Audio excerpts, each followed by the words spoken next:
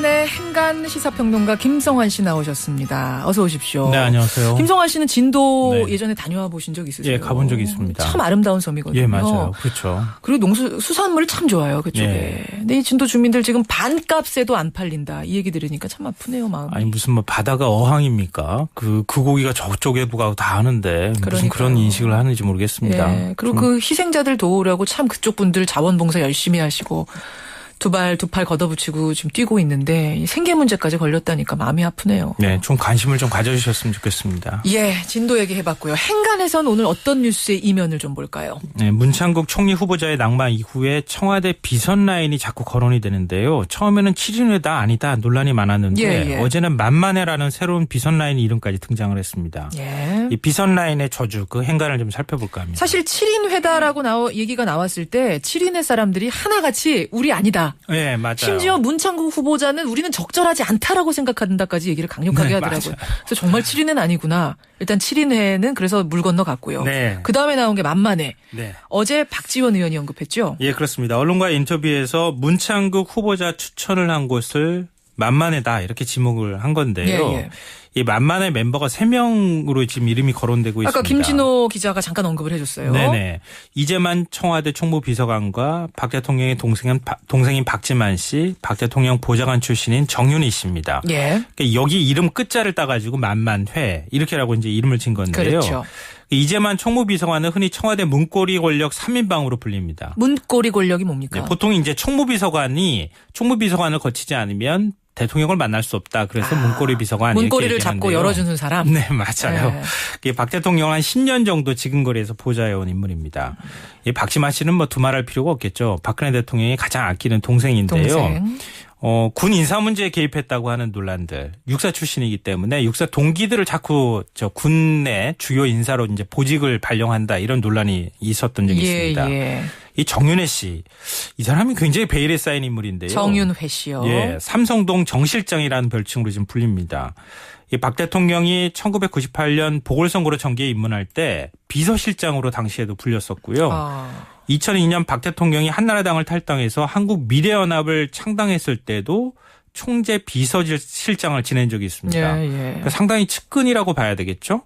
근데 그다음에 공식 석상에서 모습이 사라졌어요. 자꾸 풍문으로만 이름이 거론되는 사람입니다. 바로 이렇게 세 사람이 인사를 좌지우지하는 비선 라인 아니냐 이런 의혹 제기인데 여권에서는 뭐 또 청와대에서는 그런 비선 라인은 없다.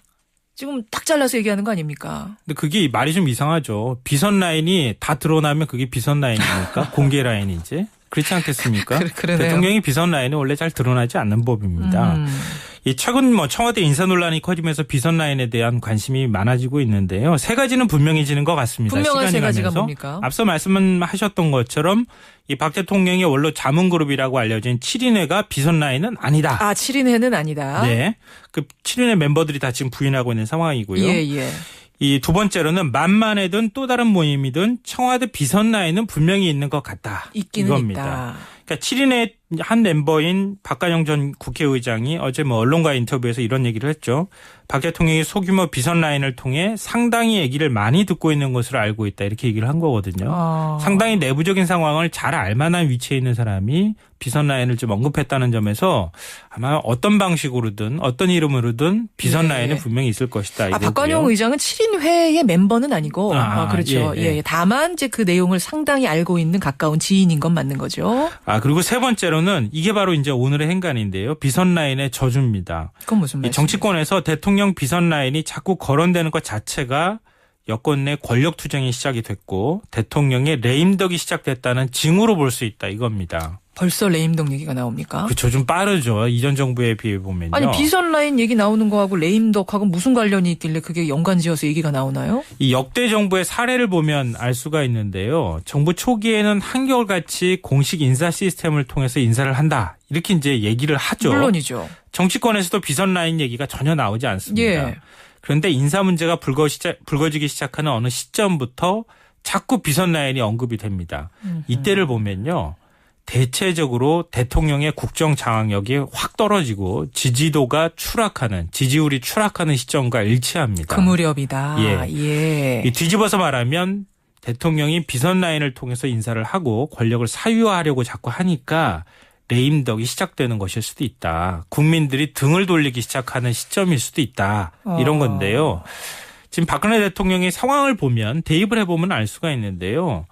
이 정부 여당의 상황 좀 나쁘게 말하면 한마디로 아노미 혼란 상태라고 할 수 있잖아요. 어떤 걸 봐서 그렇게 파악하셨어요? 뭐 아시다시피 여당 중진들은 전당대회를 지금 앞두고 당대표 자리를 두고 막 치열하게 싸움을 벌이고 있고요. 예. 의원들은 뭐 서로 제각각 이런저런 얘기들 막 쏟아내고 있는 상황이잖아요. 청와대는 인사 실패 때문에 국정장악 능력이 급속히 지금 떨어지고 있는 상황입니다. 연거푸 2번 실패하면서 네. 이게 조금 더 떨어지고. 진행이 되면 레임덕이라는 소리가 아마 틀림없이 나올 겁니다. 자, 그러고 보니까 정말 과거 정부에서도 이 비선 라인 때문에 시끄러웠던 적이 많아요. 많았던 정도가 아니고요. 매번 정부 때마다 이 비선 라인이 얘기가 나오는데요. 대표적으로 어떤 거 기억나세요? 대표적으로 영통 라인, 영포 라인이 있었죠. 만사 영통. 네, 만사 영통. 맞아요. 영일 포항 출신들이 이명박 정부 시절에 뭐 주요 자리들을 다 독식하는 그런 현상이 발생했죠. 예. 이 상황으로 불린 이상득 전 의원, 방통대군으로 불린 최시중 전 방송통신위원장, 왕차관인 박영준 차관 모두 뭐 이 모임 멤버였었죠. 맞아요.